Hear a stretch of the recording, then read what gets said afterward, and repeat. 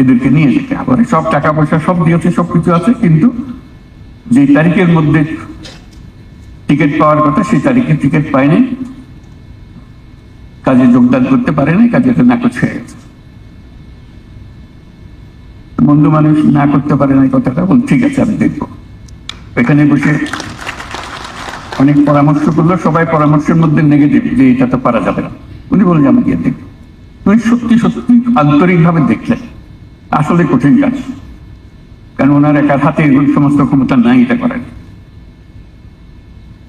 উনি তবু পেছনে লেগে রইলেন। পরবর্তীতে আমি এবং আমার সহযোগী উপদেষ্টা আরো যারা আছেন তারাও গেছেন স্টেট ভিজিটে মালয়েশিয়া, তারই আমন্ত্রণ। সেই ভিজিটের আগাগোড়া বিষয় ছিল ওই 17,000 বা যত সংখ্যক তারা ফেরত আসতে পারছে কিনা। পুরা মালয়েশিয়ান সরকার আমাদের পেছনে চেষ্টা করলো যে ওদেরকে পাঠানো হোক। সংখ্যা ঠিক হলো, এটা 17,000 হবে না, আরো কম হবে, 12,000 বা এরকম কিছু হবে। কেউ পরিষ্কার সংখ্যাটাও বলতে পারছিল না। তো সেটা উদ্ঘাটন, সেটা হলো বহু লম্বা চড়া ইতিহাসটা, কিন্তু শেষ পর্যন্ত হলো। এটা করতে গিয়ে দেখা গেল এর দালালি, সিন্ডিকেট, কে কার টাকা মেরেছে, আসলে ঘটনা অত পরিষ্কার না। পুরো জগৎটাই হলো দালাল বেষ্টিত জগৎ। আসল খবর কার কাছে বোঝা মুশকিল, কে কার থেকে কি কারণে টাকা নিচ্ছে বোঝা মুশকিল। সরকার অনেক দূরে এটার থেকে, ভেতরে ঢোকার ক্ষমতা সরকারের নাই, এখনো হয়নি, আশা করি একদিন হবে। এই হলো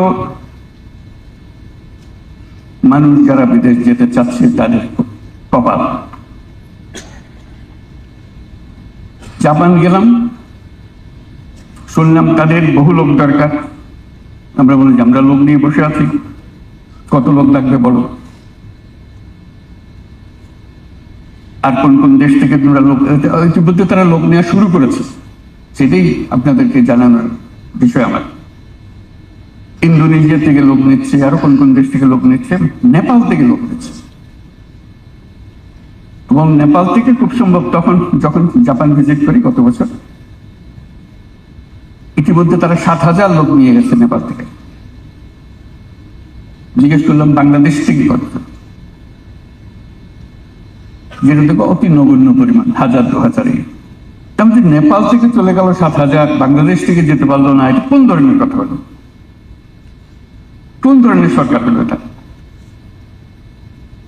তেমন কত লোক লাগবে বলে আপনি যত দিতে